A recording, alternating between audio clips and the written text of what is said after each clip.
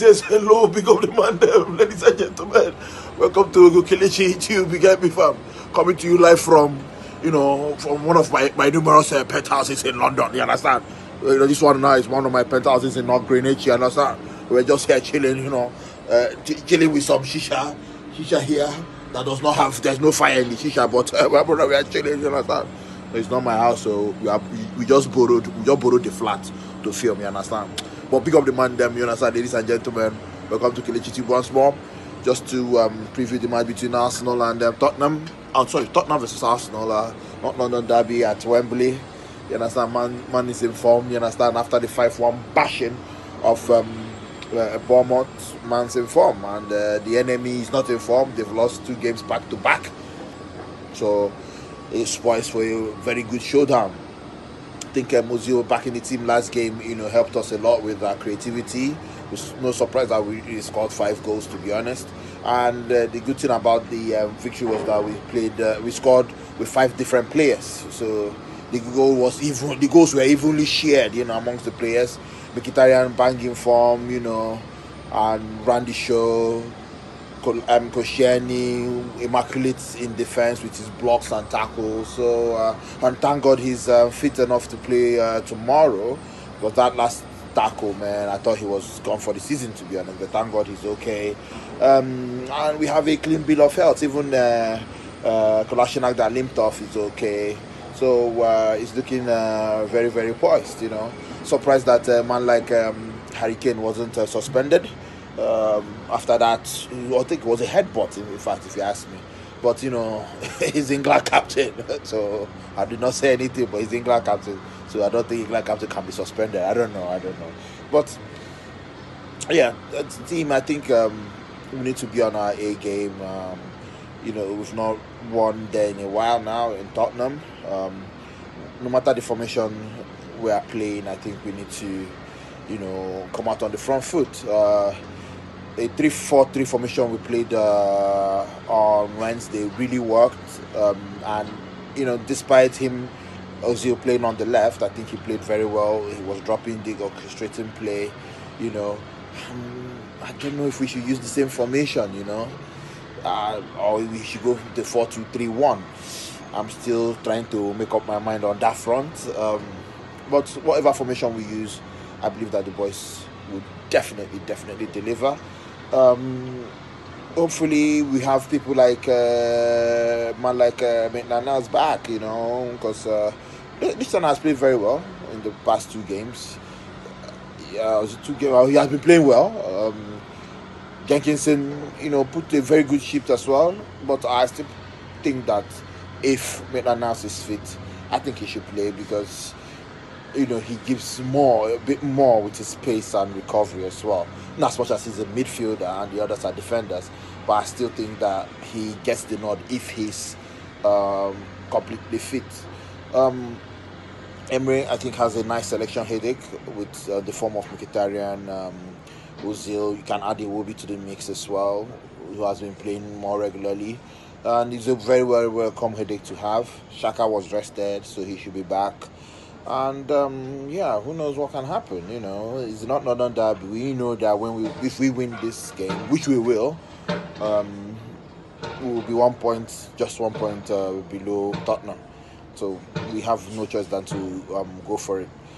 As for my lineup, I'll just probably go straight into the lineup.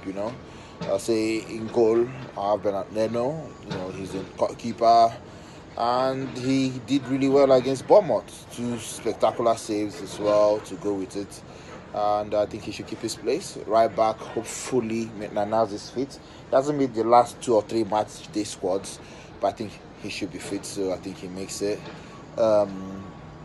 Centre back pairing of Socrates and Koscielny. I think Socrates was a bit suspect last time.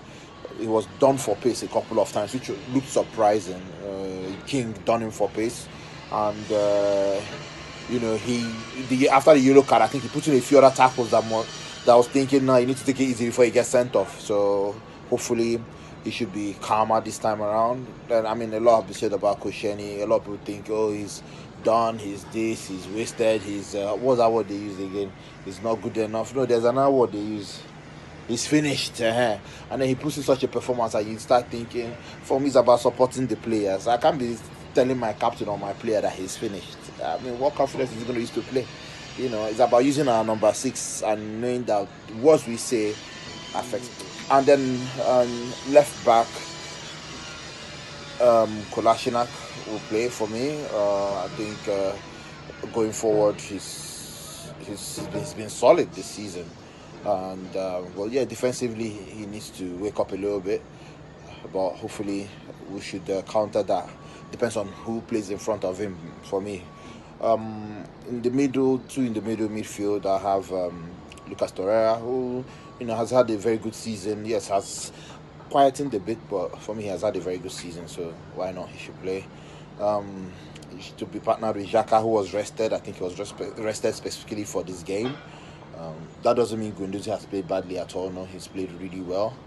But Xhaka, the three in front of them, on the left, just because Kolasinac is playing, I think I'll put he will be there ahead of him so that he can help track back. Kolasinac not really good defensively and has a good chemistry with Iwobi going forward. I think, in my opinion, he should play. Number 10, I'll go with Mesut Ozil. He's banging form. Really orchestrated the game last time. I think he can do well. I mean, if he doesn't do well, obviously, we can remove him at halftime or whenever and bring in maybe someone like Ramsey. But I think he should be given the nod. He has been dropped a lot of times this season. I think it's time for us to back him more and play him. And then on the right will be Henrik Mkhitaryan, again, another player who has come in for much criticism this season. But when you check his stats and check that of Dele Alli or other people in his position, man has been dusting them. That's why we need to support your players. And he really busted last time, with the goal and the assist as well. So for me, he should play. And then to lead the line will be Alexander Lacazette. I think Aubameyang is unlucky to miss out, but I think this game is about also holding, not as much as it's about scoring the goals, it's about holding the shape as well. I think Mkhitaryan, Aubameyang and Lacazette are two different strikers, and for this kind of game away from home, you need a striker that will also be involved in the play, that will drop. Sometimes if he needs to go and look for the ball, he drops it. He puts in those little niggly tackles, to disturb the opponent. I think Aubameyang, leads the line very well, but I think he's more of a sprinter. He's more of, more of a striker than a centre forward, if you get what I mean. So I put